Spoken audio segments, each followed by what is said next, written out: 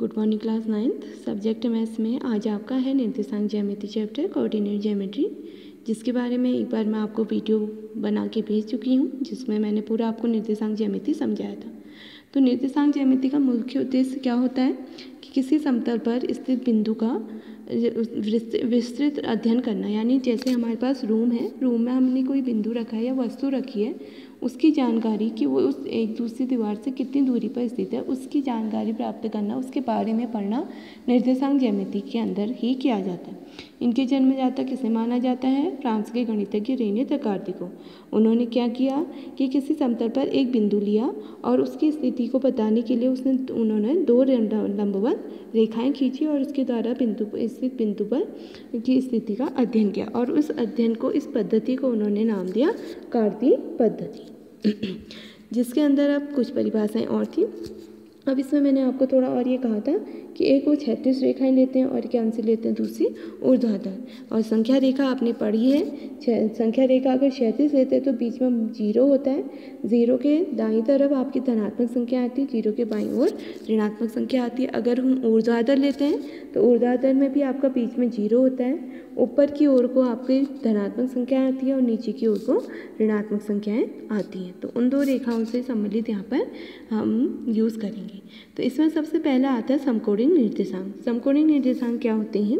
यदि हम एक क्षैतिज रेखा ले लें और एक ऊर्ध्वाधर रेखा ले लें, ये एक दूसरे को प्रतिच्छेद करते हुए अगर हम खींचें और इसके नाम रख दें एक्स डैश ओ एक्स और वाई डैश ओ वाई, तो ये आपकी रेखाएं जो एक दूसरे को ओ पर प्रतिच्छेद करती हैं, एक्स डैश और एक्स और वाई, सॉरी यहाँ वाई होगा और यहाँ पर वाई डैश, नीचे वाई डैश, तो वाई ओ वाई डैश वाली रेखाएं जब हम खींचते हैं, ये आपकी समकोणिक निर्देशांक कहलाती है। रेखाएं एक्स डैश ओ एक्स तथा वाई ओ वाई डैश समकोणिक निर्देशांक कहलाती हैं, जो रेखाएं एक दूसरे को ओ पर प्रतिच्छेद करती हैं। दूसरा इसमें आता है मूल बिंदु। अभी आपने देखा कि हमने दो रेखाएं खींची थी और ये एक दूसरे को ओ पर प्रतिच्छेद कर रही थी। यही जहाँ पर ये कट कर रही, जहाँ ये मिल रही है, इस बिंदु को हम इसका क्या कहते हैं? मूल बिंदु कहते हैं। समकोणिक निर्देशांक को एक्स डैश ओ डैश तथा वाई ओ वाई डैश के प्रतिच्छेद बिंदु ओ को हम क्या कहते हैं? मूल बिंदु कहते हैं। अगला इसमें आता है भुजाक्ष एक्स अक्ष, यानी एब्सिसा और एक्स एक्सिस। भुजाक्ष हम कहते हैं जो हम क्षैतिज रेखा खींचते हैं उसको हम एक्स अक्ष कहते हैं, या इसी को भुजाक्ष भी कहा जाता है। फिर यहाँ पर आपका जहाँ मूल बिंदु है, मूल बिंदु से दाईं ओर को धनात्मक एक्स अक्ष होता है और मूल बिंदु से बाईं ओर को आपका क्या होगा? ऋणात्मक एक्स अक्ष। ऐसे ही आपका कोटि अक्ष होगा, कोटि अक्ष, या आपका होगा वाई अक्ष। इसे हम ऑर्डिनेट और वाई एक्सिस भी बोलते हैं। तो इसमें हमने कहा था क्षैतिज वाली भुजाक्ष होती है, तो ऊर्ध्वाधर वाली क्या हो जाएगी आपकी वाली रेखा? कोटि अक्ष, यानी कोटि, जिसे हम खाली कोटि भी कहते हैं। और मूल बिंदु यहाँ पर है, इससे ऊपर की ओर को आपको धनात्मक वाई एक्सिस मिलेगी, नीचे को कैसी एक्सिस मिलेगी? ऋणात्मक वाई अक्ष। इसी में फिर आता है आपका कार्तीय तल।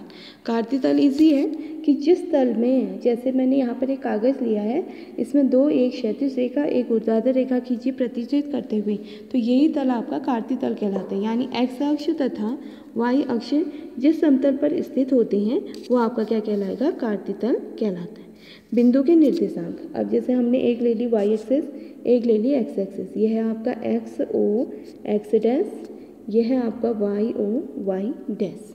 अब इसमें किसी बिंदु, जैसे हमने कहा ये बिंदु है P, इसके निर्देशांक बताने हैं, तो इसके निर्देशांक को हम एक क्रमित युग्म का मतलब होता है स्मॉल ब्रैकेट के अंदर दो संख्याओं को लिखेंगे। हाँ, जैसे मैंने लिखा A, B, ये संख्याएं आपकी ऋणात्मक या धनात्मक कुछ भी हो सकती है स्मॉल ब्रैकेट के अंदर। तो बिंदु के निर्देशांक, समतल में स्थित किसी बिंदु के निर्देशांक दो वास्तविक संख्याओं, जिसमें आपकी परिमेय अपरिमेय जब भी आपने पढ़ रखा है वास्तविक संख्याएं क्या होती हैं, ए तथा बी के क्रमित युग्म ब्रैकेट में A, B द्वारा निरूपित किया जाता है।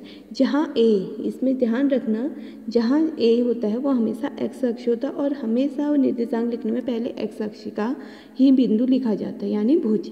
दूसरा B होता है वाई निर्देशांक, यानी उसकी कोटि। फिर इसमें आपका आता है मूल बिंदु के निर्देशांक। मूल बिंदु क्या था, जैसे ये आपकी एक्स एक्सिस है एंड वाई एक्सिस है, इसलिए जहाँ पर कट रही है उस बिंदु के निर्देशांक हम कहते हैं 0,0 होता है।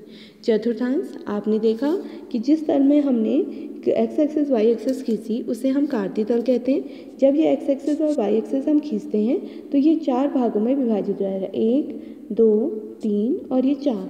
तो इन 4 भागों का एक मिला के नाम होता है चतुर्थांश, लेकिन इन्हें कहा जाता है प्रथम चतुर्थांश, द्वितीय चतुर्थांश, तृतीय चतुर्थांश और चतुर्थ चतुर्थांश। फिर इसके बाद निर्देशांक की बात आई थी। अगर आप देखते हैं ओरिजिन यानी मूल बिंदु से आपकी दाईं ओर को धनात्मक एक्स एक्सिस है और ऊपर की ओर को धनात्मक वाई एक्सिस है, तो प्रथम चतुर्थांश में जो निर्देशांक होंगे वो दोनों क्या होंगे, पॉजिटिव, यानी एक्स एक्सिस भी पॉजिटिव होगा, वाई एक्सिस भी पॉजिटिव। जबकि द्वितीय चतुर्थांश का देखिए, पहले हमेशा एक्स एक्सिस को देखते हैं तो एक्स एक्सिस आपका ऋणात्मक है, बाईं ओर को है, ओरिजिन से बाईं ओर को ऋणात्मक, जबकि वाई एक्सिस आपका क्या है, पॉजिटिव है, तो इसके निर्देशांक क्या होंगे, माइनस और प्लस। जबकि तीसरे में एक्स भी नेगेटिव है और वाई भी नेगेटिव है, तो इसके निर्देशांक क्या हो जाएंगे, माइनस कॉमा माइनस। जबकि चौथे में एक्स पॉजिटिव लेकिन वाई क्या है, नेगेटिव, यानी पॉजिटिव और नेगेटिव, तो इसलिए चौथे चतुर्थांश के जो निर्देशांक होंगे वो पॉजिटिव और नेगेटिव। तो इसी को मैंने आपका नीचे लिख के एक सारणी दिखाई है। फिर इसी में एक लास्ट आपका आता है कि एक्स अक्ष पर स्थित बिंदु, जैसे ये है आपकी X dash O dash X Y O Y dash Y O Y dash, क्योंकि ओ यहाँ लिखा हुआ था। तो अब इसी में देखिए, हम कहते हैं एक्स अक्ष सिर्फ आपकी क्षैतिज रेखा। अगर आपसे एक्स अक्ष कहा जाएगा तो आप सिर्फ क्या खींचो मानोगे उसे, एक क्षैतिज रेखा, यानी उसमें आपकी ऊर्ध्वाधर रेखा नहीं है, तो इसका मतलब वाई निर्देशांक क्या हो जाएगा उस समय, 0। जबकि आपसे अगर वाई अक्ष कहेंगे तो हम एक वाई वाली रेखा खींचेंगे, वाई निर्देशांक की, क्योंकि इसमें अब आपका एक्स निर्देशांक नहीं आ रहा है, तो एक्स निर्देशांक उसके लिए क्या हो जाएगा, 0। तो आप हमेशा एक चीज़ ध्यान रखिएगा, कभी भी आपको एक्स अक्ष में कोई बिंदु लिखना होगा तो एक्स कॉमा 0, एक्स कुछ भी हो सकता है, 2 हो सकता है, -3 हो सकता है, तो हम अगर निर्देशांक लिखेंगे तो -3,0 या 2,0 लिखेंगे एक्स अक्ष के। ऐसे वाई अक्ष में क्या होगा, 0,-1 0,-10। तो ये आपका था। अब इसी से रिलेटेड अगर आपको ये सही से समझ में आ गया है तो आपकी एक्सरसाइज फिलहाल 3.1 हम उसको बाद में करेंगे, 3.2 और 3.3 मैं आपको बता रही हूँ। 3.2 बहुत इजी है, उसको अगर ये चीज़ें आपने ध्यान से पढ़ी, ध्यान से सुनी, ध्यान से देखी तो आपके आंसर खुद ही उसमें आ जाएंगे। तो हम स्टार्ट करते हैं 3.2। तो इसमें देखिए 3.2 में पहला क्वेश्चन क्या है, निम्नलिखित प्रश्नों में से प्रत्येक के उत्तर दीजिए। कार्तीय तल में किसी बिंदु की स्थिति निर्धारित करने के लिए क्षैतिज और ऊर्ध्वाधर रेखाओं के नाम अब भी बताया था। क्षैतिज रेखा का नाम क्या था, एक्स अक्ष, या उसे हम क्या कहते हैं, भुज। जबकि ऊर्ध्वाधर का क्या नाम था, वाई अक्ष, या उसे हम क्या कह देते हैं, कोटि। आ गया पहले का आंसर। सेकंड पार्ट, इन दो रेखाओं से बने तल के प्रत्येक भाग का नाम क्या था, चतुर्थांश से पूरा भाग था। पहला प्रथम चतुर्थांश, द्वितीय चतुर्थांश, तृतीय चतुर्थांश और चतुर्थ चतुर्थांश। तीसरे में क्या था, उस बिंदु का नाम बताइए जहां ये दो रेखाएं प्रतिच्छेद करती हैं। क्या बताया था अभी, जहाँ पर प्रतिच्छेद करती है, मूल बिंदु। क्या बताया था, मूल बिंदु। तो इजी है ना यहाँ पर, अगर आपने वो सीखा है तो। इसी के बाद अब अगला, नीचे आपको ये आकृति दी हुई है, इसमें आपने कहा है कि बी बिंदु के निर्देशांक। तो हमेशा निर्देशांक लिखने में पहले हमेशा एक्स अक्ष में जाएंगे। तो पहले आप बी देखिए, बी के ठीक नीचे की लंबवत यानी एक्स एक्सिस में कहाँ कट हो रहा है, -5 पे, और वाई में कहाँ कट हो रहा है, 2 पे। तो बी के निर्देशांक क्या हो जाएंगे, -5, 2। ऐसी सेकंड सी देखिए, अब आप, यह है सी के ठीक नीचे ऊपर पहले एक्स एक्सिस में देखिए क्या आया है, 5, और दूसरा वाई एक्सिस में जाइए इसके लंबवत क्या आया, -5। तो क्या हो जाएगा -5।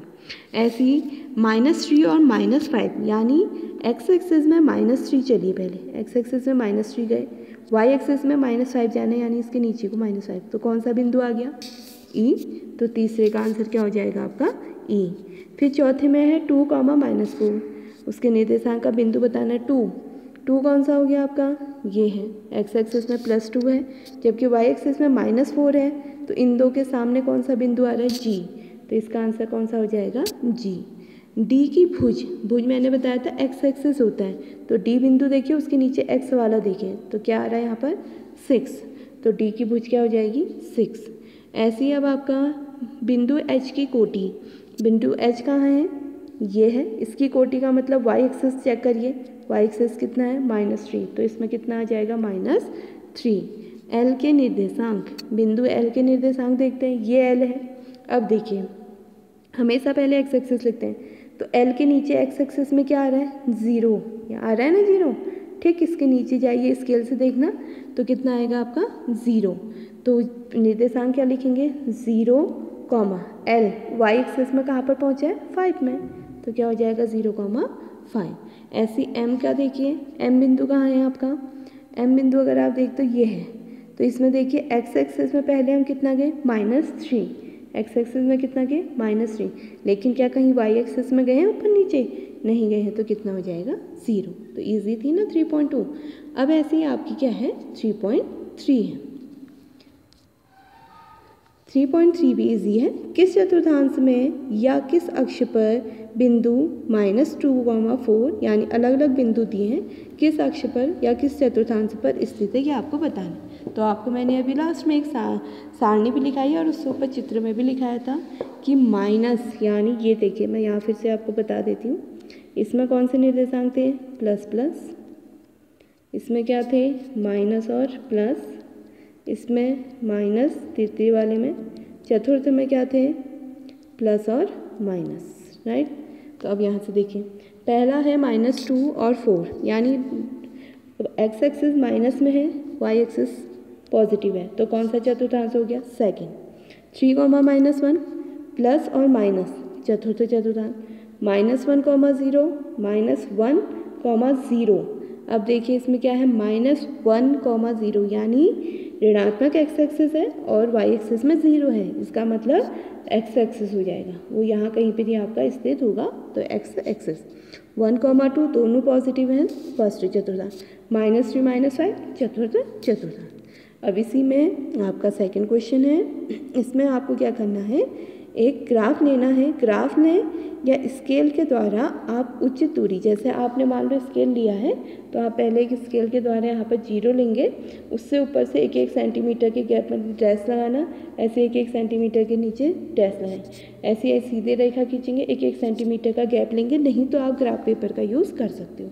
तो जैसे मैंने यहाँ पर बिंदु दिखाने हैं, तो ये 0 है, यहाँ हो गया 1, यहाँ पर हो गया 2, 3, 4, ऐसे करके इसको भी अभी मैं 1 मिनट सॉरी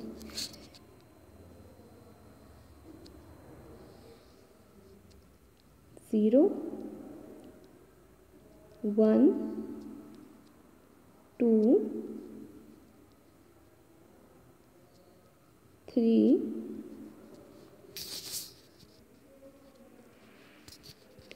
4 और ऐसे 5। तो आप एक ग्राफ पेपर लें या कॉपी में लिखेंगे। उसके बाद हमने बिंदु जो दिखाने, पहले हम ऋणात्मक x एक्सिस में जाएंगे, हम पहले ऋणात्मक x एक्सिस में जाएंगे,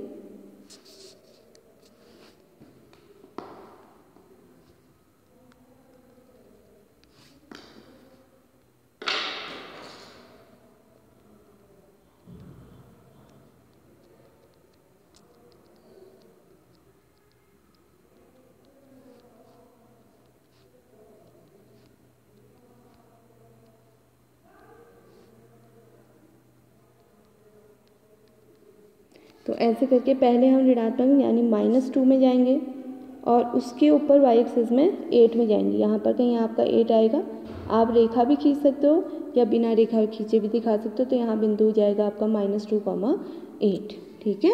ऐसे अब आपका आएगा -1,7। तो पहले आप -1 में जाएंगे, ठीक उसके ऊपर 7 में जाएंगे। तो इन एक्सरसाइज को आज आप कॉपी में करेंगे। जहाँ पर भी प्रॉब्लम होगी मुझसे पूछ लीजिएगा, नहीं आएगा ज़रूर पूछिए, पूछने से डरना नहीं है, और जहाँ पर प्रॉब्लम होगी पूछ लेना।